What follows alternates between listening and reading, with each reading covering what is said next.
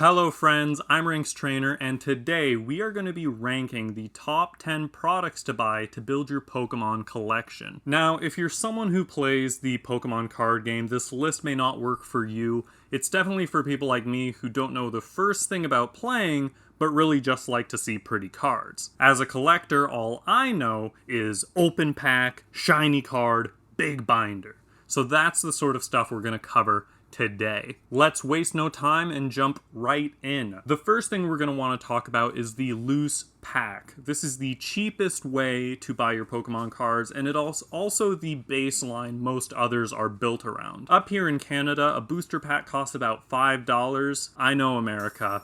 You have it easier in that regard. So when we look at other ways of buying packs that maybe come 4 to a tin or 5 to a box, that's going to be our comparison. For example, if I can get a pack for $5, or I could get a tin with 4 packs for $15, it's more efficient to get the tin. However, we'll also see some boxes where they may have 5 packs in them and some promo material, and those will run $35. That's less efficient unless, of course, you want the promo material. With that out of the way, let's start at number 10. If you are a collector, avoid these at all cost. These are the starter decks. Definitely useful if you're willing to play the game, and when you play a game, you want a bunch of copies of the same card in your deck so that you can pull it out more frequently. To a collector, this means that the starter deck has up to 3 or 4 copies of the same card. And these cards aren't necessarily rare. A lot of them are commons or uncommons that you're going to get copies of anyway.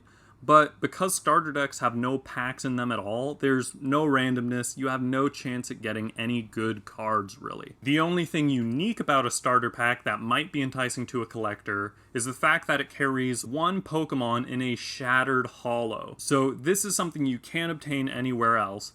However, it's also something I personally dislike because in my binders, I have one side for the standard card and the other side for the parallel or the reverse card. This Shatter Holo is actually a reprint of one of those cards, so now I have 3 cards to fit in a binder you can only see 2 ways. It ends up just being annoying to me because it's also not a promo. It actually has a list in the series, so I don't like them for collecting. Avoid them like the plague. Coming in at number 9, we have the Collector's Chest. We've recently seen these with Darkness Ablaze and Sword and Shield base set, but essentially they're these lunch boxes that come with a handful of packs, I believe 4 or 5, and a bunch of Pokemon stationery for whatever reason. Definitely, it could be argued that it's nice if you like a lunchbox, if you want some stationery, but as a card collector, I'm going to assume you don't like that. So let's just look at the 4 to 5 packs. The Collector's Chest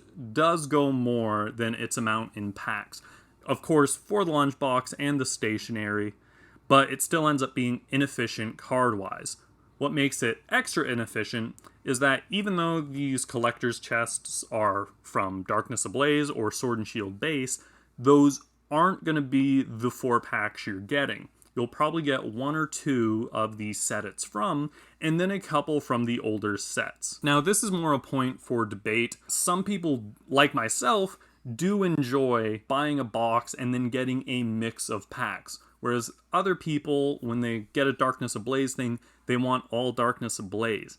Main reason being is that of those extra packs, some of them can be worth less, like a Fates Collide, but some of them may be worth more, like a Burning Shadows. For efficiency's sake, if a pack generally costs $5, Burning Shadows costs 6 or 7 loose. So if I get that, it might be more efficient, but 9 times out of 10, you're getting the worst ones that Pokemon's trying to backfill, trying to get rid of, so they end up being not very efficient. I would say, if you like the look of the lunchbox, get it, but from a card perspective, skip it. Next up, we have the Pokeball tins. Now, these are definitely cool. They come in a Pokeball that can take off any different style. There's dive balls, ultra balls, dusk balls, anything. Strawberry stuff, or chocolate stuff, or anything. Like the collector's chest, this comes with about 3 packs and 1 Pokemon coin. If you can get these in bulk, usually they're sold in sets of 3. It's efficient at the $5 pack price, however, you're guaranteed that 2 of those will not be from the set you have. Most of the tins I've bought this year for the Sword and Shield era have contained 1 Sword and Shield, 1 Sun and Moon, and 1 X and Y, which is interesting if you want to see different cards, however not really efficient. I could just go out and buy some Fates Collide from a secondhand vendor. My other gripe with these tins is that they're not good for storing cards after the fact. The packs come in them, and it does bang them up a bit, but if you want to store cards after the fact, this is probably the worst way to do it. Like a Pokeball, they're rounded on each side.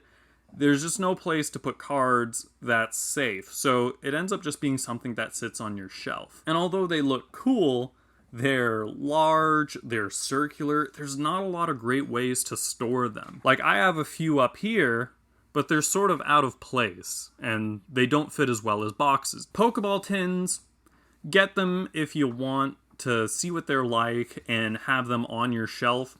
For collecting purposes, avoid them. One step up from Pokeball tins, coming in at number 7, we have standard tins. This is the name I just gave for these trapezoid-looking tins that come out with about every release. This is the Darkness Ablaze one. They have Pikachu, Eevee, and Eternatus, and they're pretty good because they contain about 5 packs, again, random, but they also contain a promo card of the Pokemon on the box. From a collector's perspective, I love the promo cards. It's one thing you need, and if you're going to be buying the products, you're going to get them all anyways. So it's sort of cool to see them. As well, depending on the value of the tin, those promos will actually be pretty favorable. These Darkness Ablaze weren't getting picked up too much, so I think the promos go for a little bit. I do believe they tend to have 2 packs from the set they have and then 3 from other sets. I list this above most of the others because it is more packs for a pretty good value. They end up being that in that efficient range. The reason they're not any higher is because they are the worst shape for storing Pokemon cards. You have a divot here and a divot here, so if you store cards on the bottom, they're gonna fall this way. If you store cards up here, they're gonna fall that way. And it's in such a way that you can't have 2 rows of cards. So it's just like, why? You have rectangular cards, they fit better in rectangular boxes. But they are easier to store than Pokeball tins, so I do like them better for things other than Pokemon cards that I want to store, like dice or dividers or things like that. But otherwise, pretty low on the list still. Definitely fun to buy if you like the look of it, especially if you like the promo card, but from a collector's perspective, there's better things you can get, as we'll see. At number 6, we have Letterboxes. These aren't the name they have, it's the name I gave them, but it's any of the boxes based around a letter monster, like Orbital V or Beware GX, any of those ones where you get the promo card, the oversized promo card, and a collection of packs. These ones end up being efficient depending on where you go. At least up here in Canada, some of the bigger sort of bulk stores like GameStop or Walmart will sell these at a bit of a premium so that they're not efficient compared to loose packs. But if you get them from a game store or you pre-order them, they end up being pretty good. But one thing you have to watch out for, again, these do not contain all packs related to that set. If you get Orbital V from the Vivid Voltage set, you'll be getting 4 packs, they just won't all be Vivid Voltage. What makes these a bit better than the other ones is that you can see before buying what packs are there. It takes a sharp eye because Pokemon likes to hide them behind things, but if you can pick out the corner of a Burning Shadows pack as opposed to a Crimson Invasion pack, you can get some really good value out of that. The promo itself ends up being a little bit And the oversize, I would never collect them, but they are cool to see. So they definitely come to the top of these sort of like promo, like bulk boxes. I definitely say get them, especially if you really love a set like I did with Champion's Path. I made sure to pick up every letterbox that came out. When I'm thinking forward to battle styles, I don't know how I feel about the set yet, so I probably won't get every letterbox, but I'll definitely pick up some other stuff. Now coming in at number 5, we have the mini tins. I believe it's a newer thing to Sword and Shield. I haven't been able to find any for Sun and Moon, but these are the little tins you can get that if you get all 5 of them, they complete a picture. And each one comes with, I believe, 2 packs and a coin. One of the downsides of this is that coin isn't based on the tin, it's based on the display box it came in. So if you go to one store and buy all 5 tins you need, you are going to get 5 copies of the same coin. You could, of course, sell the coins. I don't know who buys them, but I normally like to get a variety of coins rather than all the same. These also come with a little picture that if you get all 5, you can put together. Like this one right here, I have I believe it's Galar Champions, and it just makes a cool stadium scene with all of the region unique characters. So that's always a cool sort of collector's piece. As well as you get 1 pack from this set and 1 pack from a different set. Again, depending on the display case. If that first tin you got has a Sun and Moon base set, they will all be Sun and Moon. Which isn't great, but I have had times where I've gotten a tin with evolutions in it. And that was amazing. If I knew that, I would get it every single time. The other main benefit to these mini tins is that they are pretty nice for storing cards. I wouldn't store your super rares in here. They may get dinged up as they move around, but they'll be secure, unlike the Pokeballs or the standard tins. Number 4 was a bit of a contentious one. I rarely ever buy these, but they are the Build and Battle Box. Build and Battle Box. Build and Battle Box. The Build and Battle Box comes out as a pre-release for any of the sets, and their main goal is to give you a small deck of consistent cards as well as about 4 packs of that set in order to build a deck. So yes, it's very good for people who want to play, but what makes it a nice collector's item is that if you get it at pre-release, chances are it's efficient. It's 4 packs of that set, no old stuff, just that. And although the commons that you build the deck with are easy to get, they are still cards. So for the price tag, they're pretty good. What makes it even better is that they do have a promo card that has the set name across the bottom of the picture. And these are pretty coveted. They go for quite a bit, and they are a cool collector's item to see, especially, again, if you love the set. These would potentially be higher up on the list, however, there's such a short window to get them, and then once that pre-release event is done, these things skyrocket. If it's been even a week after these have come out, they're going to be worth a lot of money, and you'll only want to spend that if you want that promo card. But at that rate, you can just buy the promo card. Alright, we're at the top 3, and ringing in at 3rd are the Blister Packs. Very simple, very straightforward. These are those plastic clamshell on cardboard packs that contain 2 or more different single packs and usually a coin or a card. These are similar to the letterbox ones where you can see what's in there. It can be a mixture. Sometimes it's not that set that came out, but you get to see them. You know what you're getting. So sometimes I'll see the Darkness Ablaze one, which also had a Sword and Shield base behind it. That's fine. I could use both, and they usually end up being a good amount less than 2 packs loose would cost. It's also that these come with promo cards, not reprints, promos, which, again, harkening back to the starter decks, I like collecting promos when they are promos. When they are reprints, it just messes up my organization. So, promos, good. Blister packs, I love them. Nice and efficient, you get a promo, they're a good time. I get them whenever I can. At number 2, one of the most fun things to get, albeit pretty expensive, you probably know what I'm going to mention, it is the booster box. A booster box is 36 packs of cards all together. No promo material, nothing special.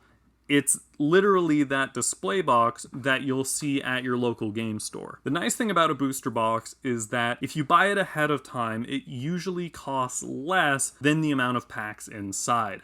However, once it gets to a third party, they will sell it for the amount of packs it is because that's what they're going to do with it anyways. And even worse, when you get further on and it's a great set, the booster box ends up going higher in price than the amount of loose packs. This comes from the widely held belief, I don't know if it's confirmed, but any PokeTuber will tell you it's pretty spot on, that a booster box containing 36 packs will often contain 1 or 2 secret rares. That's not to say there's a 1 in 36 chance you'll get one.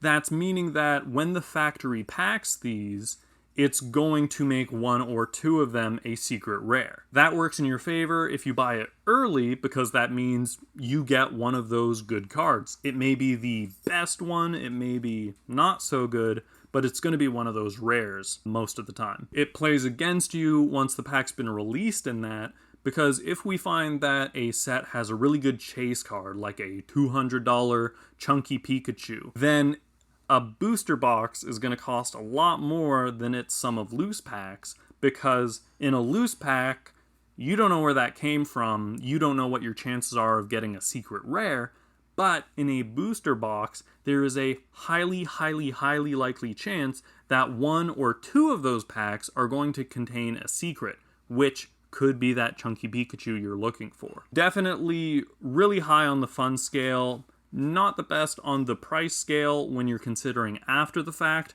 but whenever you're talking about a new set that you're looking forward to, a booster box is one of the best ways to get started. And coming in at number 1, there's not many other things to purchase, and if you know me, you probably know what this is, but the best product to buy for building your Pokemon collection is the Elite Trainer Box. By far my favorite. Really nothing bad about it. In any Elite Trainer box, you get 8 packs, all from that set. No filler, no old stuff. You get a box that is perfect for storing Pokemon cards. They don't bang around, they sit perfectly. It's a rectangle, that's all you need. You get the box art, which is beautiful. You get the wrapping of that box, which makes up all the pack artwork that you'll see in the hand cam of a lot of my videos. And even though I don't like playing the game like I mentioned, you get dice for playing the game that are colored to the set, and they have the set symbol. That's my favorite part. I love the dice, I love the box itself, and to get 8 packs is amazing. Whenever a new set comes out, I'd be hard pressed not to get the Elite Trainer box. It's just super fun to collect. It's a great value. It's more often than not less than the price of 8 packs, and you get the dice, and you get the artwork. It is just stars across the board. If you're a collector, definitely pick these up, but also watch out for sets that have multiple. For most sets like Vivid Voltage, Darkness Ablaze, you'll only get 1 Elite Trainer box. But for Sword and Shield base set and the upcoming Battle Styles, they do have 2 variants. All you get is the different box and the different dice, but as far as I'm concerned, that's worth the price. Especially if you think you're going to be getting more than 16 packs, this is the best way to go. And that is our top 10 products to purchase to build your Pokemon collection. What do you think of this list? Is there something you would rank higher than an Elite Trainer box?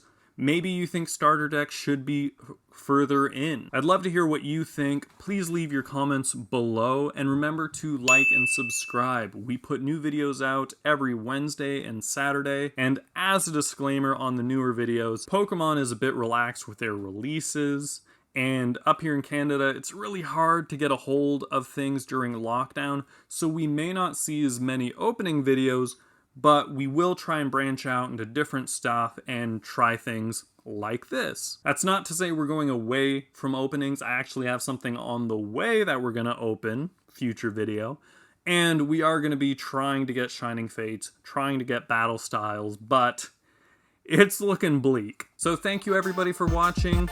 I'll see you next time.